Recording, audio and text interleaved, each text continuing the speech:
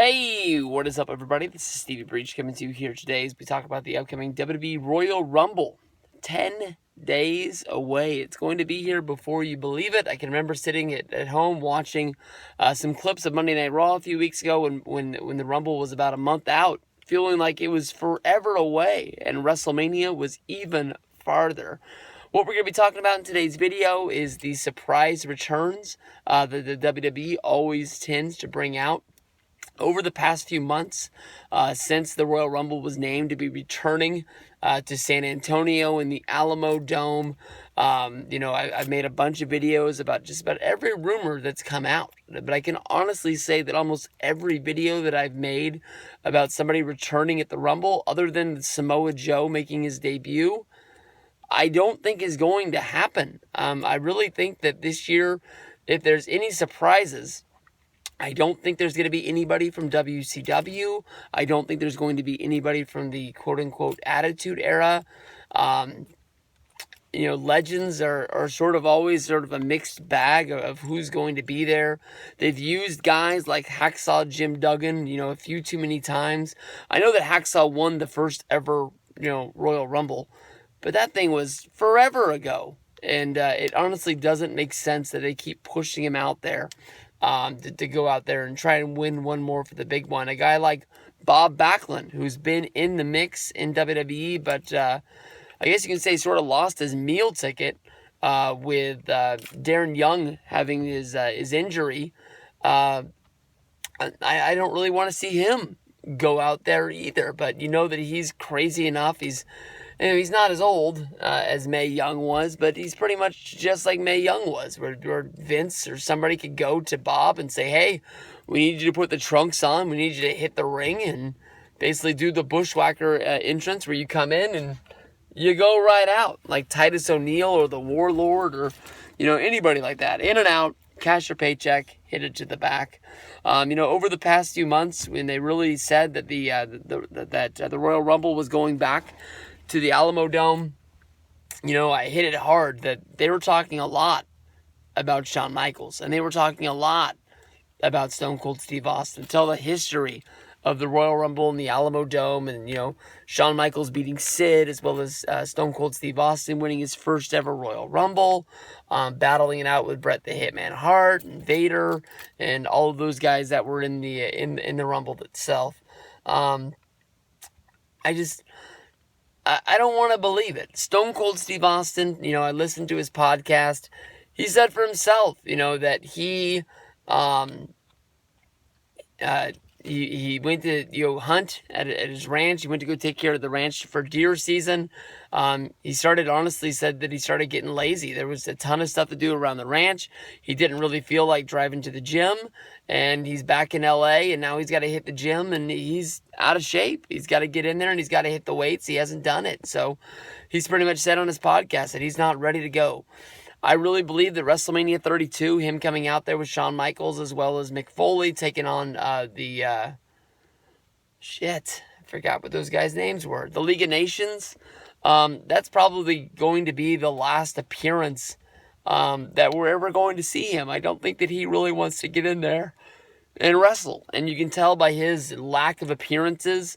He came out there on the Monday Night Raw, I believe it was in Los Angeles, and gave an introduction for The Undertaker to come down there. I really felt like WWE had to, pull, just pins and needles out of his arm to make him want to go out there and do that. I think that he's fine with stepping back from professional wrestling, and I don't think that he really wants to be that much involved in it. I think that he's got enough side projects with his shows on CMT that I don't think that he wants to do it. Shawn Michaels has said that he doesn't want to wrestle anymore. When he retired, he wanted it to be his retirement. He did come out there. I believe he hit a Sweet Chin Music. I think that he drank a beer. Might have set somebody up for a Stone Cold Stunner at WrestleMania 32. Being in the Rumble isn't really wrestling in a match. He could come out there. Maybe he could super kick Kane out of the Rumble to basically seal the deal of him keeping his record of most eliminations if he hasn't lost it already. I know that Kane was coming up close. Kane might have already broke it, so that might not be a story that makes sense. Or maybe Shawn eliminates a few people to get the record back. hits a few sweet chin music, knocks a few guys out, then gets bumped out. And then, of course, everybody knows Shawn's going to give you what Shawn gives every time is, nah, who gives a shit? I tried my best. It is what it is. I probably wasn't going to win the thing in the end. But when it comes down to guys debuting from NXT, the big rumor is that Ty Dillinger will make his debut on the main roster, coming out at number 10. We've seen in the past that just because somebody is in the Royal Rumble, it doesn't mean that is their true debut. Rusev got a number in the Royal Rumble, and then he didn't debut on SmackDown for almost well over a month. And when he came up, he had the full-on Russian gimmick. He had Lana.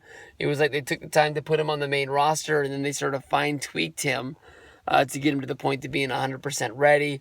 Bo Dallas won the Battle Royal to go into the Rumble. I believe he eliminated Wade Barrett. Then they set up a whole deal where he was going to fight Wade Barrett for the Intercontinental Championship. I guess they thought that it wasn't ready for him to be moved up to the main roster. They pulled it all back. They canceled the tournament. They canceled the match, and that was it. He stayed back down there. He had a run with the NXT Championship and improved himself. I mean, he's still on the main roster. I can't remember the last time I saw him on Monday Night Raw, but he's still got a job, and it is what it is. So, Ty Dillinger being in the Rumble at number 10 makes sense, but for me, Ty Dillinger, I love the guy. He's fun. I think he is a really good wrestler, but he hasn't won a lot of matches. That's why it doesn't really make sense to me that he's going to get moved up. He hasn't really got a push. He's got over, but he hasn't really gotten a push in NXT, so that doesn't make sense.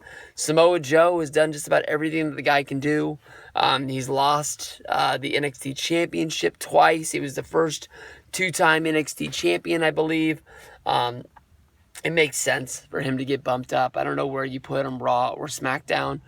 He's going to make an impact either place. People thought maybe he was a little bit wishy-washy for him to come from NXT and go from TNA and come to NXT. But I think he's ready. I think that honestly, Samoa Joe, if anybody's going to be a surprise, I think he's the biggest lock. Some people say that he's injured right now, but he's had a lot of time off since that cage match, and I haven't really seen him doing anything or heard about him wrestling on any house shows for NXT or the main roster. So we'll see where we go from there. Returning legends doesn't really make sense. You've got Kurt Angle, just got named for the Hall of Fame. Doesn't really make sense for him to be a future Hall of Famer and then also be entered into the Royal Rumble as well. I don't think WWE really wants Angle wrestling, so that would kill that off. Anybody from WCW really wouldn't make sense.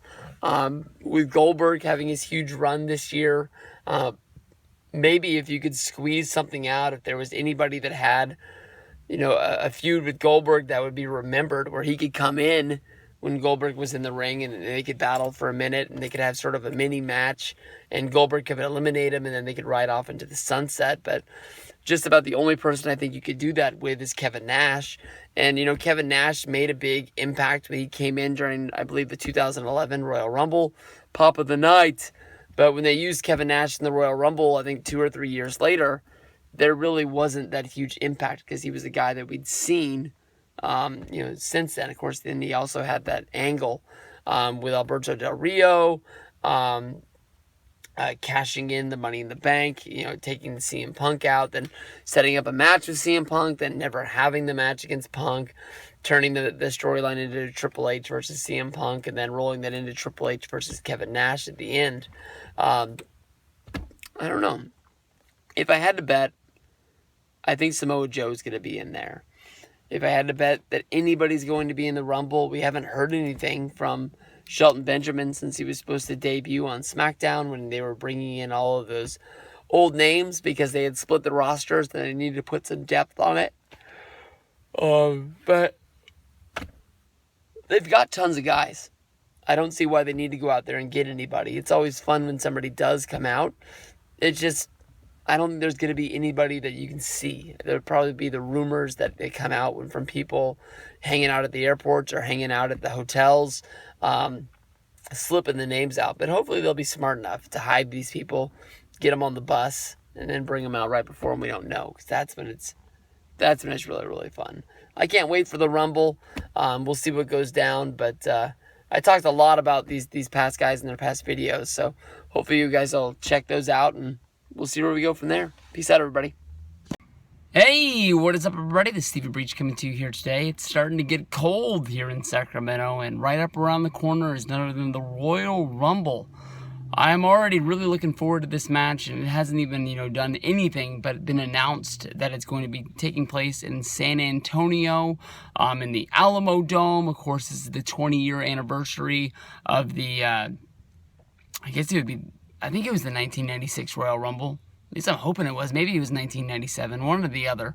But it's coming up on the 20-year anniversary of them putting them in the Alamo Dome. Of course, that was headlined by none other than Shawn Michaels versus Psycho Sid. The Royal Rumble was won by Stone Cold Steve Austin, one of the 3 that he won during his Hall of Fame career. But when it comes down to it, Stone Cold Steve Austin did not get to punch his ticket to WrestleMania for the fact that Stone Cold Steve Austin cheated and snuck back in the Rumble after being eliminated, setting up the In Your House, which I believe is called the Final Four or Fatal Four. I think it had to have been the Final Four, which was, I think it was Stone Cold Steve Austin, Vader, Bret Hart, and Undertaker in there. And that was a damn fun time in wrestling if you were watching at that time. It was at a time when WWF was... It was on the rise. If you were watching Raw at this point, they were putting on good shows, but they were really having to catch up to WCW and the NWO. I think they were putting on better shows at this point than Nitro was, but just Nitro had a bigger fan base, so they weren't winning the Monday Night War by the ratings, if that's what you were keeping track of it. But if you were a fan, I'm guaranteeing at this time you were watching Raw more because of what was going on with Shawn Michaels, DX, Stone Cold Steve Austin, the whole heel Bret Hart. With the Hart Foundation, I don't think really the Nation of Domination had taken off to the point where you were thinking about The Rock, but it was a really cool time to be a wrestling fan. So this year, of course, just like every other year, there's going to be big rumors, and the first big rumor for a return to come back at the Royal Rumble is none other than Shawn Michaels. Shawn Michaels is a guy that's always been thrown out there to have some sort of a return. There's always been trying to get Shawn to come back and have one more big WrestleMania match because of the fact that he is Mr. WrestleMania. We've had rumors of him coming back and having a split between him and Triple H. We've been having him try and beat the Undertaker's streak one more time, and all those things have always gotten knocked off. Last year they were, maybe trying to do student versus teacher. I think they've been trying to do that for a while, of Shawn Michaels against Daniel Bryan as some sort of a dream match. And, Michaels was able to shoot that one down for the fact that, he said that student versus teacher has been done 1,000 times. Nothing about this match is going to make it more special. And he promised Ric Flair that was going to be his last match. And he wants to keep his word. He wants to be, retirement to be retirement. And it is what it is. But, the one thing that you can point your finger at and at least have hope is that even though last year it was rumored that, Vince wanted Shawn to come back and be a part of WrestleMania, he wanted to have that one really big angle because so many things fell flat at WrestleMania 32. The hype was out there. Everybody thought that Austin was going to come back and fight Brock. Everybody thought that Michaels was going to come back and have a match against Daniel Bryan. Everybody thought that, Undertaker was going to have this big retirement, or, either go into the Hall of Fame and headline that WrestleMania Hall of Fame class. And, really none of those things happened. And when it came down to it, WrestleMania 32 is supposed to be the biggest WrestleMania of all time. They did have 101,000 people inside Dallas Cowboys Stadium, AT&T Stadium, whatever you want to call it. But, when it comes down to it, it had a Hell in the Cell match between Undertaker versus Shane McMahon, with a stipulation that the next day was thrown out the window. Shane McMahon was supposed to be put in charge of Raw. He lost, and he still got put in charge of Raw. And now he's in charge of SmackDown. Then they had, Triple H against Roman Reigns for the WWE World Heavyweight Championship in the main event. Roman Reigns, wouldn't he be champion in a few months? And now here we are, building up to, the fall time of the year, and Roman Reigns is the United States champion. So, I mean, really, when it comes down to it, what did really WrestleMania 32 really mean? So, you know, it is what it is.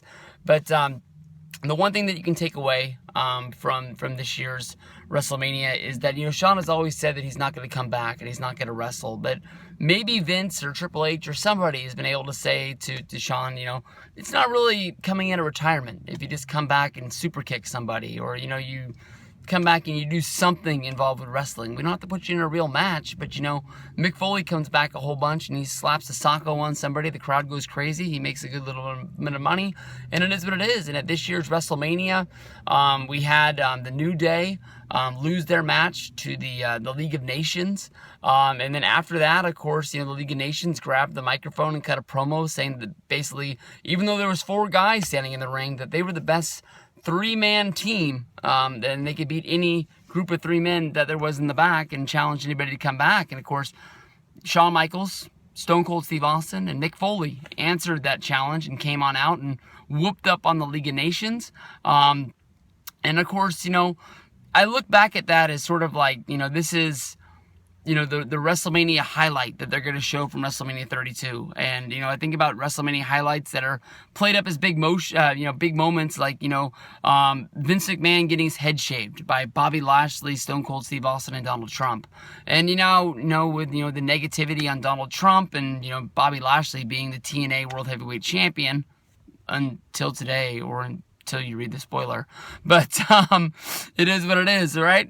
But you know, because of the fact, you know, Bobby Lashley left because of the way he does, they don't really treat that as one of the biggest moments in WWE history, even though WrestleMania that year, you know, being there in Ford Field, that was a big moment at its time, but just Bobby Lashley didn't pan out to be the WWE superstar that they thought he was going to be at that time. Of course, the fallout that he had between him and Doc Hendricks, it is what it is. And, you know, Stone Cold Steve Austin, Shawn Michaels, Mick Foley, all having their, you know, WrestleMania returns, coming out and beating up on Alberto Del Rio, no longer in the company. Wade Barrett, no longer in the company.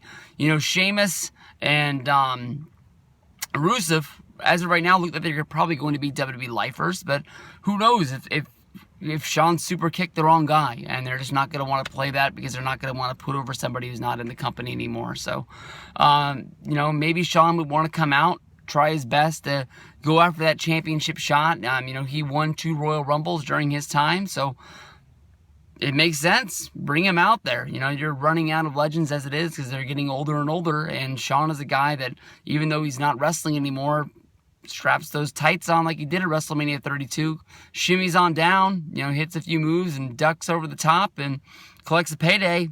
I want to see it. Hey, what up, everybody? This is Stevie Breach coming to you here today with more of those Royal Rumble rumors. Here we are. It's only October and people are already talking about January. Last night we had a good Monday Night Raw, possibly one of the best Monday Night Raws we've had in a long time. Hopefully more of those to come. And we don't have to go through these dog days of, you know, the fall into winter before Royal Rumble to WrestleMania season when WWE really picks up. But one of the hot rumors that is out there basically is that because the Royal Rumble is going to be hosted at the Alamo Dome in San Antonio, that people think that such a big event being held at the Alamo Dome, they're going to need to sell a lot of tickets. They're forgetting that, you know, San Antonio in Texas is close to where Dallas is. Dallas just sold 101,000 tickets for WrestleMania 32. And now here we are turning around right in January and trying to get more people to come into the Alamo Dome once again. I don't know how many people sit in the Alamo Dome, but when you turn on the 1997 Royal Rumble, which is basically being shoved down our throats right now by WWE, basically, go look at this, go look at this, go look at this. Every time you turn around, they're talking about how big an event the 1997 Royal Rumble was. With Shawn Michaels defeating Psycho Sid in the main event, with Stone Cold Steve Austin winning the Royal Rumble.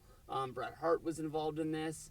You know, they're trying to make you look back at the good old days, which, if you were watching Raw back at that time, you know, they were putting on better shows than Nitro was at that time, but it doesn't really mean that they were really burning the house down at this time. You know, they hadn't really got into that Attitude Era.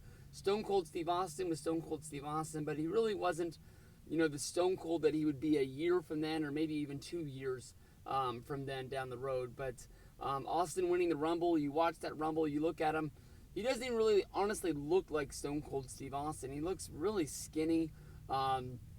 It's not like Stone Cold Steve Austin was ever really the big muscle mass kind of a guy, but when you look at pictures or you watch video of the 97 Royal Rumble, besides for the bald head and the black trunks, to me it honestly doesn't really look like him yet.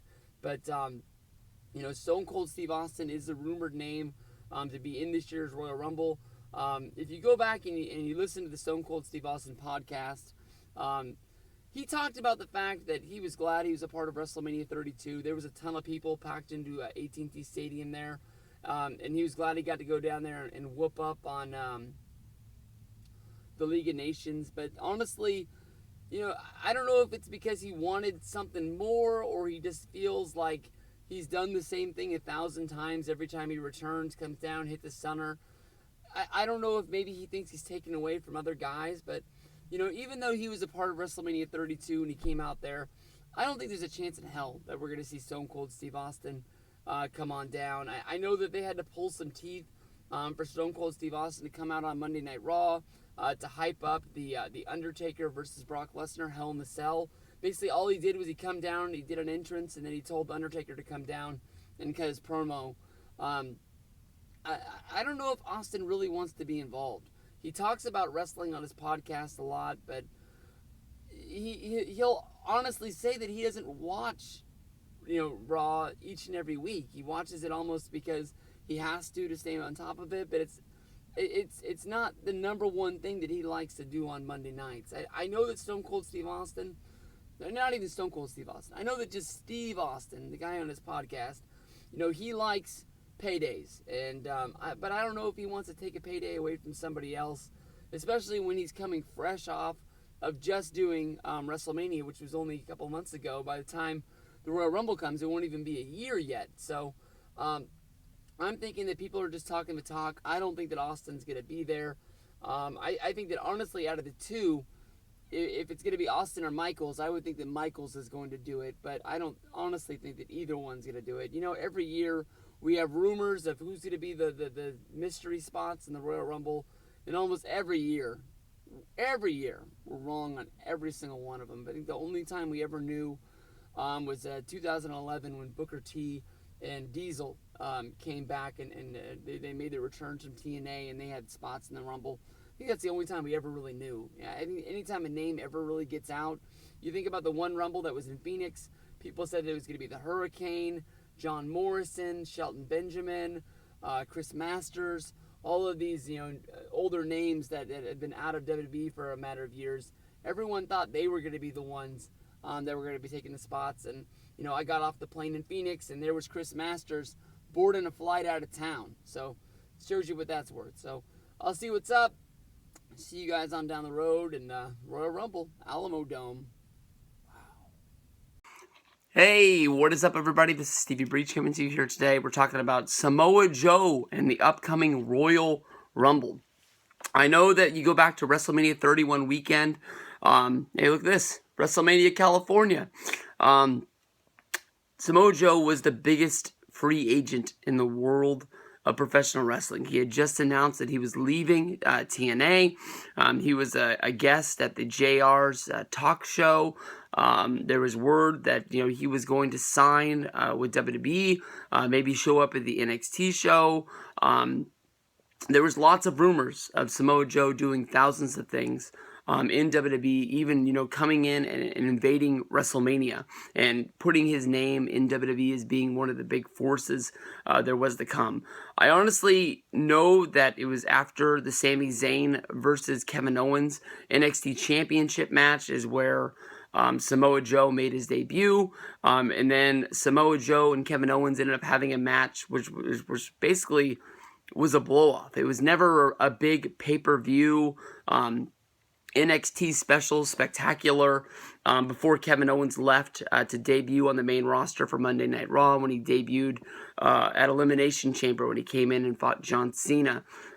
Kevin Owens stayed in developmental, wrestling a few more matches, dropping the NXT Championship to Finn Balor at the Tokyo show, and then as well losing at the Brooklyn show, I believe, at SummerSlam that year, in the, was it a steel cage match or was it a ladder match? It was some sort of a special match. I think it was a ladder match that he lost. It's been a while since I've seen that one, but since then, Samoa Joe picked up the ball in NXT and really became the guy wrestling against big matches. That was until we had the debut of Nakamura. Nakamura coming in really was a guy that was sort of thought might be going right to the main roster, but instead debuted in NXT last year at WrestleMania weekend when he had the match against Sami Zayn. Some people thought that maybe, Nakamura would just be there for a cup of coffee, wrestle a few matches, learn the American style, and then be brought onto the main roster. We're going to be coming up on a year later, and Nakamura looks like he's still going to be the guy in NXT. There is a chance Samoa Joe and Nakamura are having one more rematch for the NXT Championship. That's going to be taking place, I believe, in Melbourne, Australia. It's going to be a steel cage match. This is after Nakamura beat Joe for the championship, and then Joe beat Nakamura for the championship back on an NXT special, and then on a house show match in Japan that was recorded, was put on the NXT for us to watch as a regular show. Honestly, I'm hoping that this is going to be a blow-off for Samoa Joe, and this will be leading to his debut on the main roster. I'm not sure where he fits better, if it's Raw or SmackDown.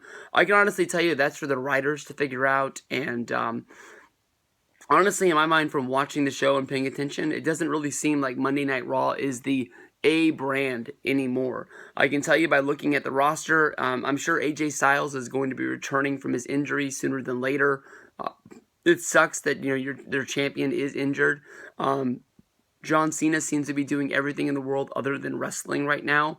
But that is a show, honestly, even with their mid-card being built up like Miz and Dolph Ziggler, it is a show that doesn't miss a beat. And, Monday Night Raw, honestly, has had good shows, but it seems like it's more hit or miss, even though they stack it full of stars such as Kevin Owens, Chris Jericho.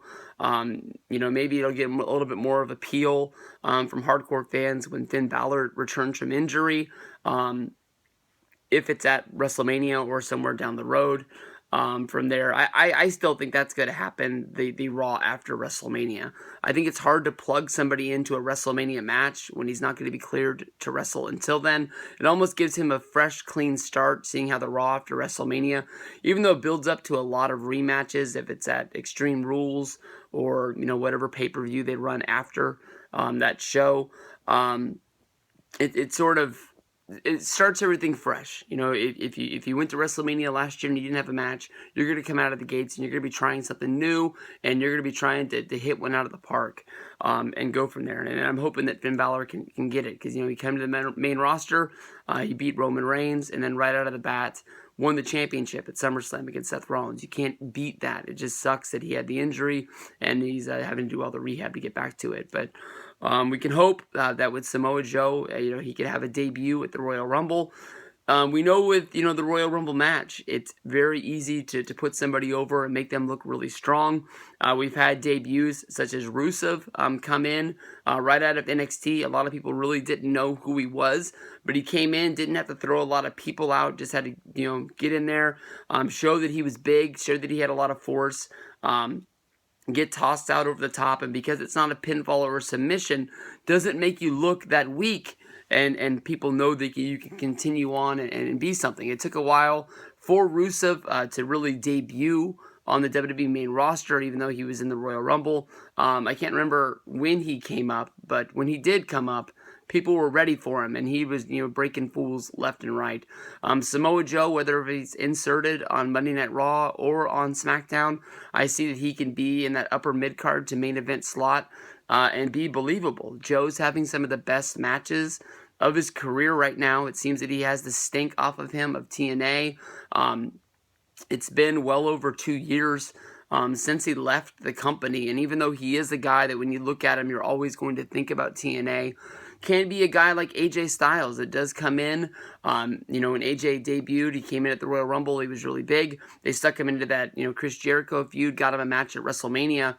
And it was shortly on the build to WrestleMania. I think they figured out AJ Styles wasn't just a flash in the pan name that a lot of people liked, that he really was one of the best wrestlers in the world. And I think you put Joe in there against some big guys that can really, lower the boom on him. He's going to impress a lot of people in WWE. And even though he is up there in age, I think that he will have a stretch in WWE that maybe by the time it's done, you'll remember his WWE run over his TNA time. So my hat's tipping to Samoa Joe debuting in the Royal Rumble this year. I think he's going to lose the match in Melbourne to Nakamura in the rematch, and I think that will be his blow-off.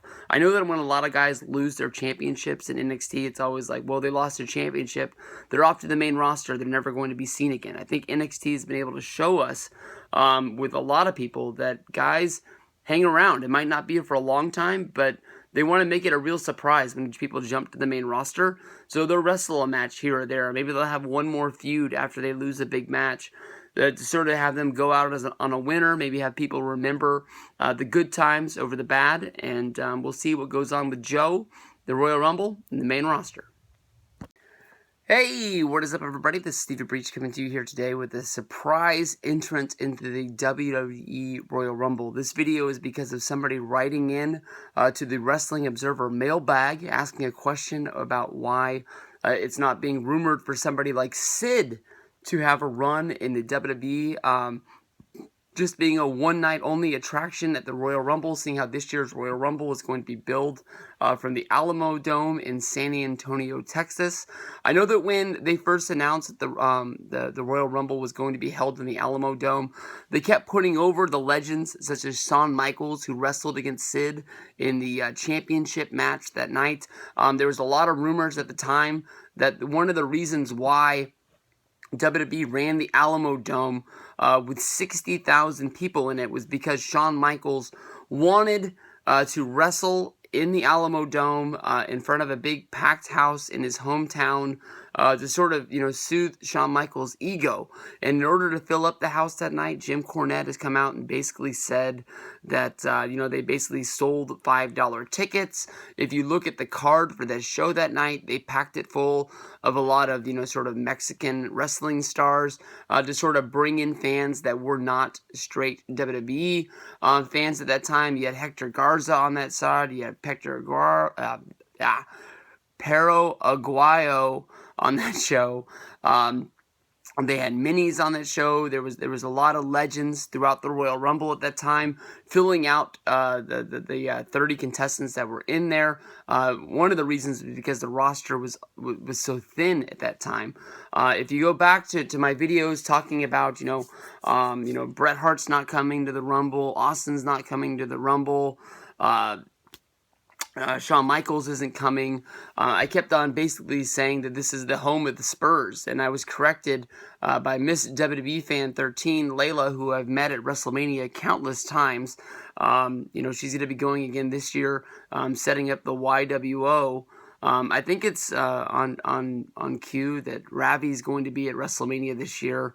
I honestly don't even know if Miguel's going. I know that Jem's going. I know that Luke's going. But it's almost like everybody's going in their own separate directions. And I can honestly say that I don't think that I'm the glue that would have held everything together. But I honestly still don't have any regret over not going. But I know, from watching, the YWO.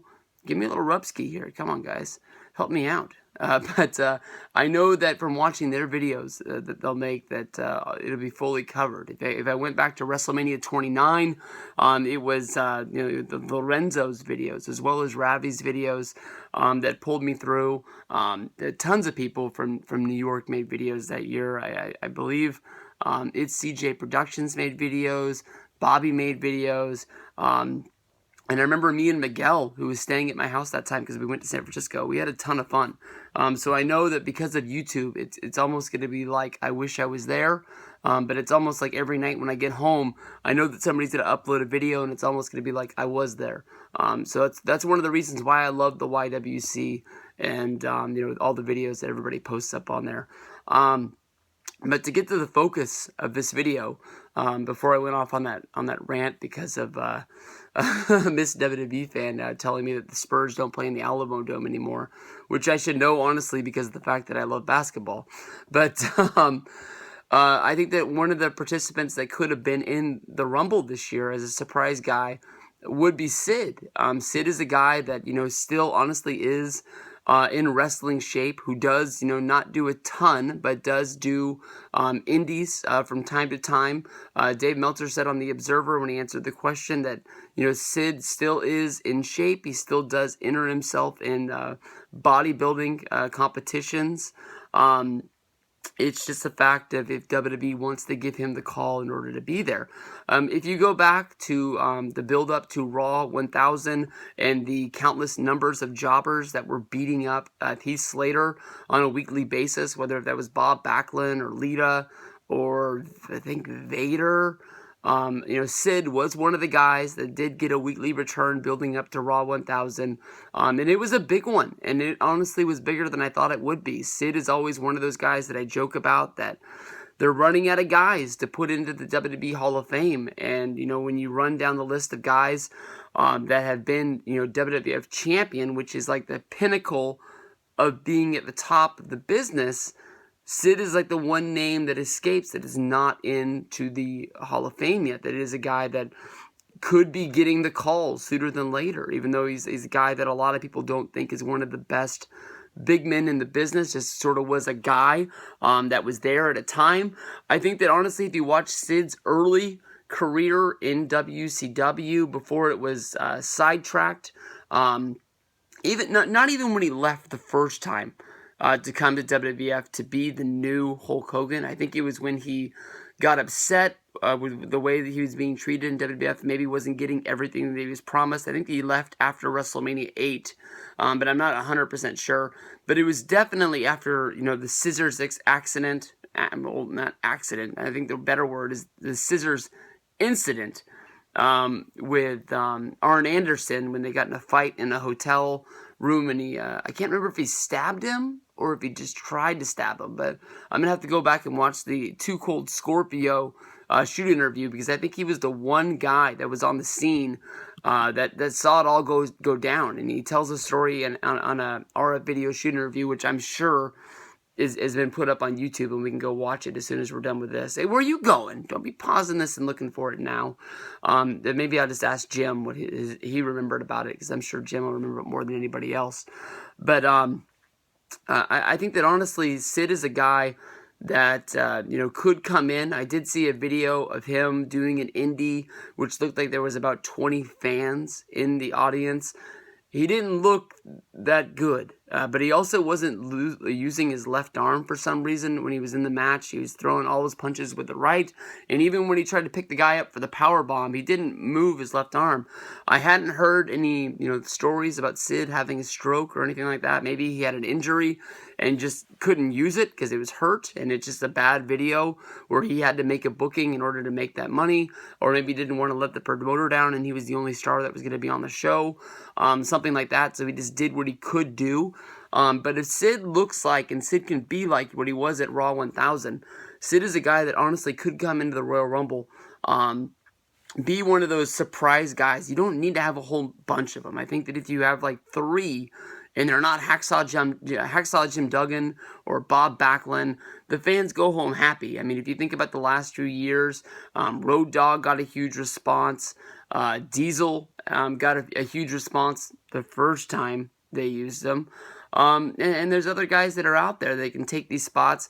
No one thinks they're going to win. Even the Boogeyman got a huge response. Like, think of the one that, I'm going to call him Bully Ray, Bubba Ray Dudley got when he came back, and he didn't even have Devon. He did the spots with R-Truth on The Miz, and people were going bananas for him because people love the old stuff. And it's not saying that all of this stuff today sucks, but people remember the old stuff better because they forget the stuff that did suck at the time. They sort of strain it out and only remember the good things, sort of like the Attitude Era. Everybody remembers Stone Cold Steve Austin and The Rock, and nobody thinks about Duke the Dumpster Drosy and the Godwins and shit like that was still going down at that time. Or stuff like that. So I'm pulling for Sid to be in the Rumble. I hope he's going to be there.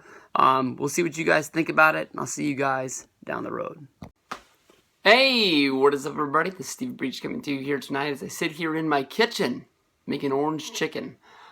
Basically, the rumor of the day, actually this has been the rumor of the week, and it seems like every day this rumor gets a little bit more and more people behind it, more people talking about it. Honestly, this is going to be a video where honestly I just started to kill off a rumor. It's not that I don't want to see it, I just honestly don't believe it's going to happen. But there's rumors out there that go in a few different directions. There's rumors out there basically saying that Kurt Angle has been contacted to be a contestant in the 2017 30-man Royal Rumble. And there's people that take this as far as saying that Kurt Angle is going to be coming back at the Royal Rumble and getting a WrestleMania push involving a WrestleMania storyline as well as a WrestleMania match. I honestly cannot find a true source of this rumor other than just people just starting to talk on Twitter. There are wrestling websites that are not as... I guess you can say you can't really believe everything that they say. It's almost like they take fan-written fiction stories and turn them into it. It's nothing that goes back to the Torch or Wrestling Observer or Figure 4 Weekly or anything that really is believable. So I don't know where this story is coming from. We've heard quotes from Kurt Angle, from people talking to him at conventions or wrestling shows, basically saying that he is heading back to WWE as soon as possible. He's basically said that he's going to be part of different WrestleMania shows. He's tweeted the fact that he wants to have his last match in WWE. And as of right now, it really looks as if him and TNA have split ties. Kurt Angle is wrestling sporadic independent shows here and there along the way. Kurt Angle had matches against Rey Mysterio, against Cody Rhodes. He's going to be wrestling Alberto Del Rio on the 2nd of January. So Kurt is actively out there looking for dates to wrestle. I'm sure that there is things that go along with it, whether if they're going to meet his demands. I'm sure that a Kurt Angle appearance at a wrestling show isn't going to be cheap. He is definitely one of the biggest names involved in pro wrestling. He is a true legend of the sport. It's only a matter of time before he is brought back to WWE for a Hall of Fame spot. But I don't know. Out of everybody that is out there, it is almost like Kurt Angle is treated almost like Sting. Where Sting, was involved with TNA, and he was that one guy that fans wanted to jump the line more than anybody else because of the fact that he wrestled for WCW for all those years and never came to WWE. Kurt, had a bad time in his life. According to his side of the story, Vince wouldn't give him time off to get better and, get off of the things that he was on. So they ended up finding a way to have a release. And the WWE is almost like the Jeff Hardy thing. They thought he would go home, he'd get better, and then once he was able to wrestle again and wanted to be back on the road, he'd call, and they'd be there, and they'd just pick up where they left off, and off to the races they would go. But instead, Dixie Carter and TNA called, and Kurt jumped to TNA, and there was a time period of 2005, maybe 2006, but definitely not after that. I mean, TNA drastic, those diehard TNA fans might have thought in 2010 that they really had a chance against WWE with Eric Bischoff coming in as well as Hulk Hogan. But I think most people would know that they were far, far away from being able to compete with WWE. But they were going to try, and it lasted for a few weeks before TNA and Spike Television shut down the Monday Night Wars of 2010.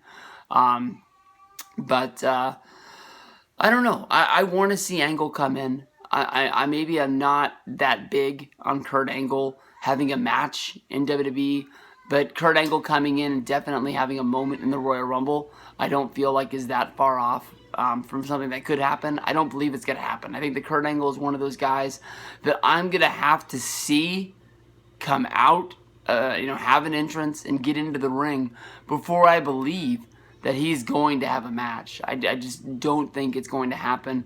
I mean, the quote that from Dave Meltzer is that Vince McMahon doesn't want to be the guy to have an Olympic gold medalist, Kurt Angle, die on his watch. I know that Kurt Angle isn't really, a household name in most houses, but an Olympic gold medalist dying is going to get time on the nightly news, whether it's CBS or NBC. It's going to get picked up. It's going to be a story. And then, that, Olympic gold medalist being involved with wrestling, and that being, wrestling for Vince McMahon, is going to be a big story as well. And then also having a past history of drug addiction. The story gets bigger and bigger as it goes along. The easy way out for a lot of people is saying that Kurt Angle is going to be the manager slash wrestler, sort of Freebirds kind of guy, to team up with Jordan and Gable. And that does make a lot of sense with their wrestling background and their sort of characters that they have. To me, honestly, when you look at them winning the tag titles on the last episode of SmackDown, it sort of shows you that, American Alpha doesn't need Kurt Angle. Definitely it would be a help, but these guys were able to go out there and win the tag titles on their own. There was a little part of me in my gut that maybe thought that, the one reason why American Alpha wasn't getting the push that they were looking for was that they would bring in Kurt Angle to put them over the top. But we've been able to see that that's not needed. So I don't know where they go from here. So, also, Kurt Angle comes in. He's in the Royal Rumble. He doesn't really need a feud. But for the people that think he's going to be a part of WrestleMania 33, who's he going to wrestle? Daniel Bryan's not walking through that door. That'd be one hell of a match, but it's just not going to happen. I think that honestly, him versus Triple H has a history behind it, but Triple H looks like he's going to be fighting Seth Rollins. So where does Kurt Angle fit into WrestleMania 33? I don't see it. So we'll see what's going down with everybody. We got my orange chicken coming out of the oven in a few minutes, so I'll check that out. I'll talk to you guys later. Peace out, everybody. Hey, what is up, everybody? This is Stevie Breach coming to you here today. It seems that as if there is a major story brewing in the world of professional wrestling as we build towards WWE's Royal Rumble. It seems as if the one match that everyone is talking about is Kenny Omega versus Okada from Wrestle Kingdom 11. And, I'll be honest. I have no good excuse. I've had plenty of time. I have not been able to watch the match yet, but from everything that I've heard from everybody out there, there's people that want to complain about the star rating system from Dave Meltzer, but nobody has been able to say anything bad about the actual match that went down that night. Everybody has said that it was a great match. It's one of the best matches that they've ever seen, but the rumor that is out there is that people want to hang on to this thing that Kenny Omega is coming to WWE. There has been a rumor over the past few months basically saying that Kenny Omega has thought about coming to WWE and that WWE wants Kenny Omega. But if you can remember the press that led up to Wrestle Kingdom, Kenny Omega did an interview where he basically called WWE a monopoly, and he basically was tearing down WWE is basically signing wrestlers just to sign wrestlers and, just keep them hidden under wraps. Kenny Omega, I don't think is going to be at the Royal Rumble this year, but it is something that people are going to want to talk about. I know that, John Cena has posted a picture of Kenny Omega on his Instagram, and people are sort of pointing fingers to last year when John Cena posted a picture of AJ Styles before the Royal Rumble last year, and AJ ended up, debuting in the Rumble, I believe in the number 3 slot. But, although it goes into the storyline last year where WWE signed 4 major talents from New Japan Pro Wrestling, people, thought that they were sort of just, stealing all of their talent. But I don't think Kenny Omega's coming. You know, definitely if you roll out the plans for what New Japan is going to be doing in the upcoming year, New Japan plans on running the G1 Night 1 and Night 2, coming to you live from Los Angeles, put over on New Japan World, trying to expand, New Japan into the United States.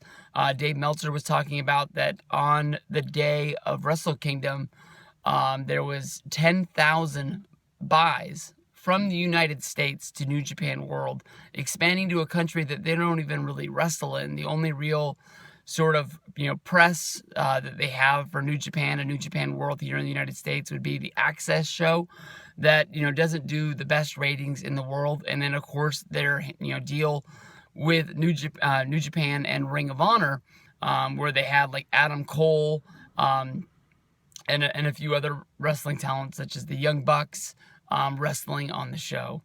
I think that this is something that sort of builds anticipation for the Royal Rumble. I don't think that it's going to have a payoff.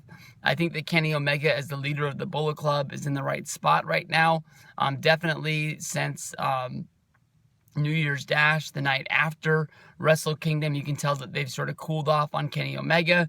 I don't think that he's going to be going back to Japan until almost the springtime. But I think from there, honestly, they should just really put the fire on him, just sort of building him up. And, Dave Meltzer has even said that, during the summer show before the G1, that is the chance for you to put the title on Kenny Omega. So when Kenny Omega comes to the United States for the G1 on Night 1 and Night 2, he can be the main guy of the company, and that he would be a really good guy. I know that New Japan is going to be based around Japanese wrestlers because that's just what their bread and butter is. But, I mean, if you have a guy like Kenny Omega, who is Canadian, not American, coming here and being the mouthpiece and being the leader, I think that is one thing that is really going to be able to build around. I know that when the American guys or the English guys go to New Japan, they deliver their promos in English, which I'm sure the Japanese people at home, most of them don't understand what the fuck they're saying, and that's why they can get away with saying whatever the fuck they want to, which was one of the fun reasons to follow the Bullet Club there, back in the day when they would do the Ric Flair impressions and everything like that, and that's really what got me hooked. But I think Kenny Omega is a great wrestler in a great place where he can really be on top of a country. Let's not tear down Kenny Omega, but I mean, honestly, if he comes here and he wrestles for WWE, do you really think he's going to be a top guy? I don't really think he's going to. I think that honestly, AJ Styles, once they got him, you could really tell that when he got his Royal Rumble spot, but then you could tell really the build for him through Fastlane with the, series of matches against Chris Jericho and the angle where they became a tag team and then they broke up and had the WrestleMania match. They figured it out, but it took them a while to figure out what they had. And they bring Kenny Omega here. You have him, just sort of being a guy and turn into one of the geeks that they have on the mid-card. How long before he just dies out and becomes a guy that you're just dying until the day his contract ends and he can go back to New Japan Wrestling?